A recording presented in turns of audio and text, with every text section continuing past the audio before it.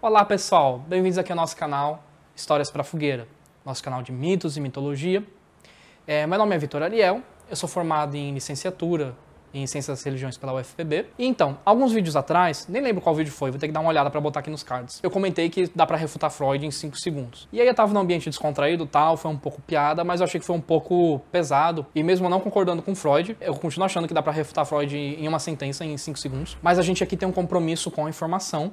E Freud tem sim um aspecto importante para os nossos estudos e para a psicologia no geral. A gente não pode descartar ele. O problema que eu acho hoje em dia é um pouco tipo... Eu fiz um curso de tradução e uma hora a gente vê falar um pouco sobre Monteiro Lobato e tipo, Monteiro Lobato era muito racista, cara. Então tipo assim, ele fez uma coisa super legal que é uma compilação do folclore brasileiro, mas ele botou de um jeito que não é legal apresentar pra... Tipo assim, hoje em dia você tem tanta coisa melhor que Monteiro Lobato que não faz sentido você botar a criança pra ler Monteiro Lobato. Monteiro Lobato hoje em dia você tem que ver numa aula de literatura, com contexto, explicando que algumas coisas não estão também... A mesma coisa é Freud. Então assim, hoje em dia você tem tanta coisa melhor que Freud que, tipo, eu não vejo mais sentido em estar se aplicando e praticando Freud. Eu faço essa mesma analogia que esse meu professor de tradução fez. É tipo, Freud hoje em dia, pô, não tem mais que ensinar, não tem mais ter curso de psicanálise, essas coisas. Você pega, você tem que ver dentro de uma aula. Tem tanta coisa melhor, velho. Você tem Gestalt, você tem teoria junguiana, você tem bioenergética, você tem tanta coisa legal, só pra citar algumas. Mas ainda assim, vamos lá, porque, tipo, ele tem um livro que é interessante, ele tem 2 livros que falam sobre religião, então a gente vai falar um pouquinho do autor, e depois em vídeos mais pra frente a gente comenta. Eu sinto muito se você apoia Freud, se você defende Freud. Esse vai ser um vídeo difícil pra você, porque eu vou criticar bastante a teoria dele. Vão ter crítica minhas e crítica de outros autores, né? Deixa o like ou deixa o dislike, é o que o teu coração mandar. Comenta isso se acha que eu tô errado ou porque tô errado, né? Tipo, nossa, eu sou uma pessoa na internet que tem opinião, com certeza estou errado. Vamos ver aqui. Então, Freud nasce numa família de judeus na Áustria. Não na Austrália, na Áustria, eu vou aqui botar a bandeira e o mapinha, né? Porque a gente confunde muito.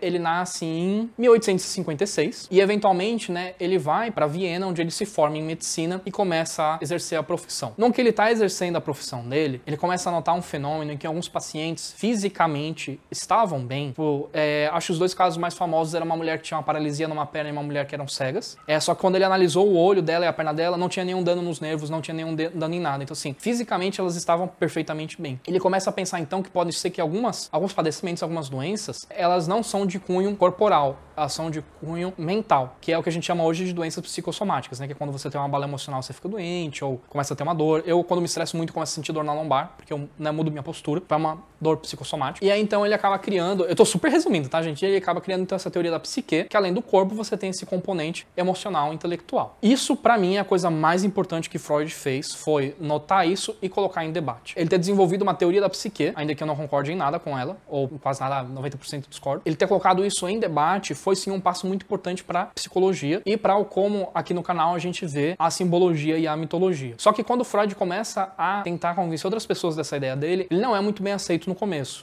Só que ele tem sorte que alguns médicos que já estavam bem conceituados na comunidade, como Reich e o próprio Jung, certo? Jung foi aprendiz dele, mas Jung ajudou muito a Freud se estabelecer. Vários médicos, assim, que já eram bem conceituados pela comunidade, começam a falar, não, pô, essa ideia é legal, tal, vamos escutar ele e tal. E aí ele passa por esse período em que ele enfrenta bastante rejeição da teoria dele até que ele se estabelece, começa, né, a praticar, começa a ensinar outras pessoas. Ele vai, então, começa a desenvolver a teoria da psique, a teoria da repressão, a histeria, né, as ideias principais dele. Ele estabelece a Sociedade Psicoanalítica de Viena, né, no ciclo de Viena, tem um consultório dele, até que ele, eventualmente, ele tem um câncer de boca, não tinha mais como operar, ele começou a se sentir muito debilitado, e ele pede para um amigo dele auxiliar ele com a eutanásia, né, que é o suicídio assistido. E essa, sim, é a história zona de Freud, assim, um super resumão. Então, isso resume um pouco assim, só pra entender, né? Também é importante pra gente sacar que ele teve na Europa durante o período do nazismo, ele foi perseguido por ser judeu mesmo antes do nazismo e durante o nazismo, então isso acaba influenciando um pouco como ele vê a religião. Ele tinha uma mágoa para com a religião por causa das perseguições, é importante a gente dizer isso, em especial pra quem é aqui no nosso canal de mitologia. Então, quais são as principais ideias dele? Em primeiro lugar, ele fala do complexo de Édipo ou complexo de Electra, que é a filha ou o filho, em algum momento, vai desejar a mãe/pai, né? E você tem os gêneros contrários, vai de alguma forma querer matar ou machucar o genitor do mesmo sexo pra ficar com outro, né? Eu quero casar com meu pai, eu quero casar com minha mãe. Essa é a mais famosa dele, e ele acredita que esse é um dos pontos centrais das doenças neuróticas. Ele também desenvolve a teoria da histeria, que é uma visão de doença típica feminina. Nossa, eu tô me segurando pra já não começar a reclamar, velho, mas eu vou primeiro dar as ideias principais, depois a gente vai discutir elas. Ele também tem a noção de que a mulher tem uma mágoa por não ter pênis, tipo, existe uma inveja inerente na mulher por não ter o pênis, dela se sentir incompleta. Ele tem uma noção de economia da psique, onde você você tem uma série de desejos que não são aceitos ou pela pessoa ou pela sociedade, a gente reprime eles. E aí, esses sonhos, eles são vivenciados...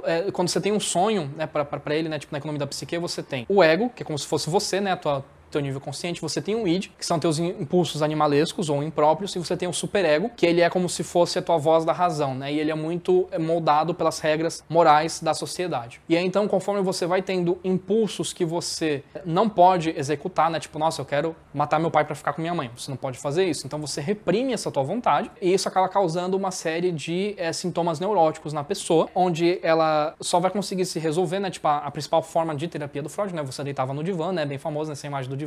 E aí o paciente começa a relatar sonhos, experiências, coisas que ele... Ou pode ficar calado também, né? Você pode pagar uma sessão de psicanálise, não abrir a boca em 1 hora, e você tá fazendo psicanálise. E aí, segundo Freud, quando você leva ao nível consciente essas repressões, você consegue se depurar delas e você atinge a melhora. Então, para Freud, o inconsciente ele acaba sendo meio que um quartinho da bagunça, onde você joga todas essas energias que estão reprimidas. O que é mais? Então tem essa questão da livre associação, né, que é a técnica terapêutica principal dele. Tem essas teorias principais da histeria, né, da repressão. E aí, quando você tem essa energia psíquica reprimida, você transfere ela para outras situações, outras coisas, né? Então, tipo, você acaba com esse, por exemplo, se você tem muitas coisas reprimidas em relação ao teu pai, você atua com outros homens de forma parecida. Nisso ele até acerta um pouco, né? Tipo, que a base da neurose, né, essa você reage da mesma forma que você reagia numa situação que te marcou psicologicamente, mesmo não estando vencendo essa relação. Então, às vezes, uma pessoa tem uma relação muito ruim com o pai e mãe, ela acaba transferindo um pouco isso nos parceiros, ou nos amigos e amigas, principalmente no parceiro. Como eu falei, tipo, Freud, a gente não precisa jogar tudo fora. É só que, tipo, ele é ruim em muitas coisas. Então, voltando a falar na questão da religião, ele tem, acho que, 3 livros que falam sobre religião, e 2 deles são, eu achei, os mais interessantes. Um é Totem e Tabu, em que ele vai ver como a vida religiosa se manifesta em civilizações que ainda estão no estágio tribal. Eu já li o livro, já fiz a pesquisa do livro. Vou fazer um review dele aqui no canal, mas eu vou deixar um pouquinho mais pra frente. E um outro livro também é O Futuro de uma Ilusão, em que ele basicamente resume como uma grande forma de sublimação e de consolação pro ser humano. Ele vê as religiões como uma espécie de bengala psicológica pra gente suportar as coisas da vida. Obviamente que a gente aqui no canal não concorda com isso, muitos outros autores não concordam com isso, mas fica isso. Só lembrando que ele tinha um pouco essa mágoa, né? Ele ter sido muito perseguido por ele ter sido judeu. Mas e aí? Então, acredito que essas são as ideias principais dele.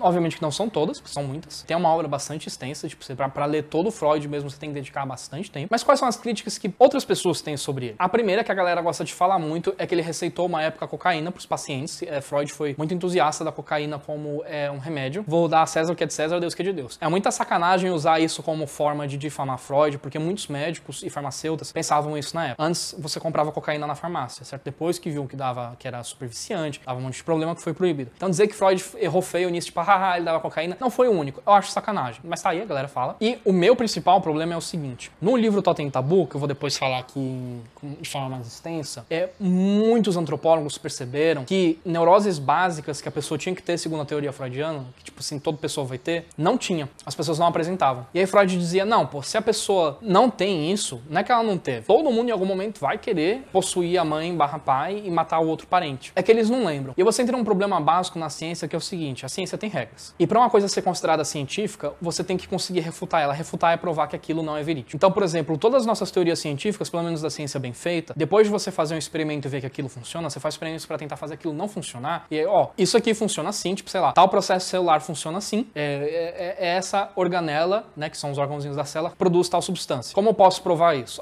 Eu vou tirar essa organela, eu vou examinar a célula e vou ver que ela não tem mais a substância que só essa organela produzia. O dia que alguém encontrar alguma célula que mesmo sem essa organela produz a substância, então não é só essa organela que faz, você refuta essa ideia. Só que se Freud, toda vez que você vai tentar refutar ele diz, não, é porque não lembra, é porque tá muito reprimido, não é mais ciência, vira uma doutrina filosófica. Freud é uma filosofia, não é científico. Isso eu concordo 100% com essa crítica. Se você não pode refutar, não é científico. Toda teoria científica você pode refutar. Por exemplo, na questão do exercício físico. Se sabe que quando você faz um exercício de resistência e você danifica as fibras, elas depois ficam mais fortes. O dia que isso acontecer de uma forma diferente, a gente refuta essa ideia da adaptação ao estresse, que a gente chama, né? O princípio de adaptação ao estresse. Na área humana é um pouco mais difícil, mas você também tem. Napoleão Bonaparte foi o grande general francês, né, na sua conquista, até o dia que a gente descobriu registros que tinha um outro cara que fazia as coisas por ele. Tipo, nossa, Napoleão era um impostor, ele só era cara do movimento. Tinha um outro cara ali que fazia as coisas. Tipo, você tem essa possibilidade com qualquer coisa que se considera científica. Se você não pode fazer isso, não é uma coisa científica, é uma doutrina. Freud tinha uma doutrina. E uma outra crítica que se faz a ele é que quando as pessoas bombardeavam ele com provas de que a teoria dele não estava funcionando muito bem, ele simplesmente expulsava as pessoas da sociedade. Jung foi expulso da sociedade de psicanálise de Viena. Reich foi expulso. E muitos outros autores que, tipo, eles falam, não, pô, mas aqui, cara, já atendi 30 pessoas, tá diferente da teoria. Freud dizia que não. O cara que era mal analista, que não conseguia tirar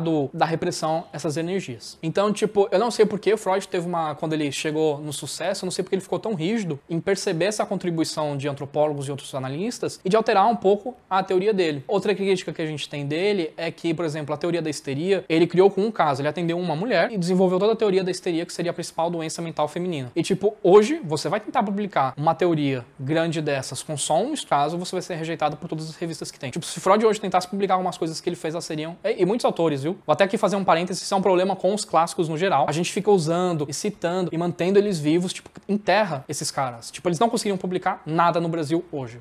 É sério, gente. Tipo, tem um ditado que diz, né, a ciência avança um funeral a cada vez. As pessoas ficam muito presas a esses autores estabelecidos e eles erraram em muita coisa. Muita coisa já pode ser revisada e melhorada. A gente tem que ficar um pouco esperto com isso, que a gente fica senão endeusando, né, Freud, Marx, não que suas teorias não sejam importantes, não que suas teorias não sejam Platão, sei lá, qualquer um. Tipo, a gente fica preso neles numa coisa, o negócio não avança quando eles já estão defasados. Já tem que estar sempre fazendo releituras e adaptando as coisas, senão vira, ao invés de ser uma coisa que é pra te ajudar a se impulsionar, né, vira uma coisa que fica te prendendo. Essa é uma opinião pessoal. Voltando aqui pra Freud, então, tipo assim, você tinha muita evidência contrária à teoria dele, já na época que ele era vivo ainda, e ele se recusava a revisar a teoria dele, ele batia o pé naquilo. Tem também a questão de ser uma visão extremamente machista da psique feminina, e também uma crítica que já se fazia na época, que não é nem só minha, ele tinha uma visão muito rasa do inconsciente, da simbologia, né, de ser só uma forma de vivenciar as coisas que eram proibidas pro consciente. Então a gente vê aqui, tipo, se você quiser usar Freud pra analisar a mitologia, vá em frente, fique à vontade. Mas aqui no canal, eu e muitos outros autores, muitas outras pessoas acham que não funciona. Não é um bom caminho. O que mais? A gente também vê que Freud tem uma questão, que se de falar lá quando tá falando das partes principais dele, que é o Eros e o Thanatos, desculpem, pessoal, que são as duas pulsões principais da psique. Você tem uma que busca o prazer, que é a libido ou o Eros, né, e em geral uma forma de prazer sexual, e você tem o Thanatos, que é um impulso à destruição, um impulso à morte. E Freud acredita que essas duas coisas estão em conflito, mas que o ser humano tem uma tendência meio que ao Thanatos. Essa também é uma das minhas principais críticas pessoais a Freud. Freud ele parte do pressuposto que o ser humano é doente e ponto. Eu não acredito nisso. Eu acredito que o ser humano fica doente. Eu não acredito que ele já nasce fudido emocionalmente. Acho que a nossa sociedade, a neurose que vai passada, né, de pai para filho, de mãe para filha, por assim dizer, que é o que deixa a gente doente. E é muito importante dizer isso porque a gente tem que colocar em contexto que Freud ele desenvolve suas teorias na época vitoriana. Foi uma das épocas de maiores repressões morais e sociais que a Europa passou. Então, tipo assim, não,